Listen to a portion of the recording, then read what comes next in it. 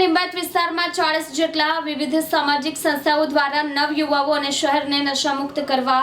સ્વતંત્ર દિવસે અનોખી ઝુંબેશ ચલાવી લોકો સમક્ષ નાટક રજૂ કર્યા હતા, જેમાં સુરત શહેરના પોલીસ કમિશનર દ્વારા 11,000નો પુરસ્કાર આપવામાં આવ્યો હતો। જેએસબી વકફ કમિટીના રફીકભાઈ લાલ બિલ્ડિંગવાળા અને જેએસબી ગ્રુપના નયનભાઈ લાકડાવાળા અને ઇન્સાફ ફાઉન્ડેશન મહારાષ્ટ્ર મુસ્લિમ સમાજ અને અન્ય 40 જેટલી સંસ્થા દ્વારા મીઠી ખાડી લાલ બિલ્ડિંગ પાસે વ્યસન મુક્તિ ઝુંબેશને લઈ વ્યસન મુક્તિનો એક પ્રોગ્રામનું આયોજન કરાયું હતું, જેમાં સુરત પોલીસ કમિશનર અને લિંબાયત પોલીસ સ્ટેશનના અધિકારીઓ અને પોલીસ સ્ટાફે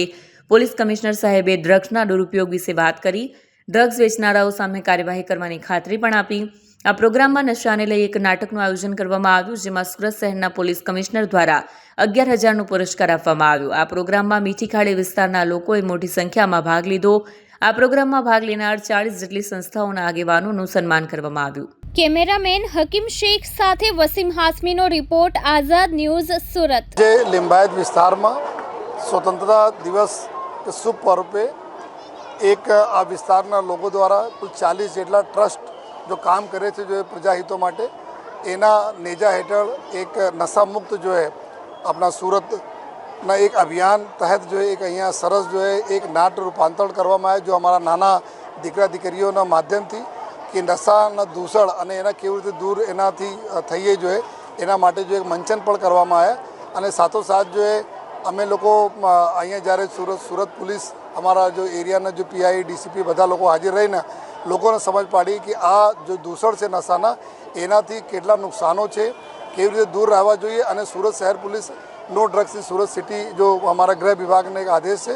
એના હિસાબથી કે શું અમે કાર્યવાહી કરીએ છીએ, કેટલા કાર્યવાહીઓ થઈ, આવનાર દિવસોમાં કેટલી કાર્યવાહી કરવાના છીએ, એના પબ્લિકને જો અમને મદદ જોઈએ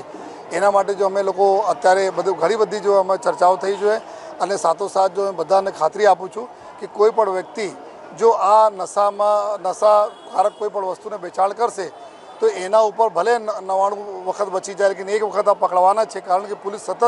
આ લોકોનો ઉપર જ છે જો અને એક વખત પકડ્યા પછી જો એના જો બી કોર્ટમાં સજા થાય આ રીતેની ઇન્વેસ્ટિગેશન અને પછી જો પ્રોપર્ટી આ લોકો વસાયેલી છે જો આ પ્રોપર્ટી બી અમે લોકો જોઈશ કે અગર ઇલીગલ છે તો એના બી ડિમોલિશન થશે જો અને પીટ એનડીપીએસ એક્ટ છે જેમાં જોગવાઈ છે કે આ નશા બેચીને જેટલા બી પૈસા એના ભેગા કરીને જેના નામે ઉપર પ્રોપર્ટી વસાઈ તમામ પ્રોપર્ટીનો જો સીઝર કરવામાં આવશે જો તો અમે બધાને વોર્નિંગ પણ આપીએ છીએ એવા લોકોને જો આ બધા ધંધામાં છે। અને સાથે લોકોને અપીલ પણ કરીએ છીએ कि आप कोई पण संजोगों में आपना घर परिवार यार मित्र कोई भी हो तो आ चीज़ों में नहीं फंसाए जो है। અને જ્યારે પણ જરૂરત પડે તો અમારે પોલીસને કોન્ટેક્ટ કરે। અમારા વેસુ પોલીસ સ્ટેશનમાં એન્ટી નાર્કોટિક સેલ એસઓજીના જો બ્રાન્ચ છે આ ચાલુ કરવામાં આવી છે, ત્યાં બી નશા મુક્ત કરવા માટે જો મદદ કરવામાં આવે છે।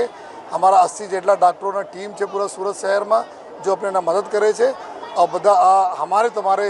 સહકારની જરૂરત છે, અમે બંને લોકો મળીને પૂરા કરીએ। તો આજે આ મેડિકલ વાળા જેટલા પણ છે વગર પ્રેસ્ક્રિપ્શનનો જે દવાઓ આપે છે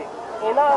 વિષયમાં શું અભિયાન સરકાર દ્વારા અત્યારે જો ગૃહ વિભાગમાં અમારા માનનીય ગૃહ રાજમંત્રી સાહેબ સંઘવી સાહેબના તરફથી એ પૂરે રાજ્યમાં એક ડ્રાઈવ ચલાવવામાં આવી હતી, જેમાં 350 વધુ જો મેડિકલ સ્ટોર્સ અમે લોકો ચેક કર્યા હતા, ઘણા બધા ઉપર કેસીસ થયા હતા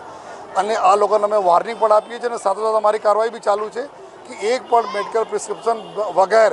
એવી કોઈ દવા જે લોકોના હેલ્થ માટે ખતરનાક છે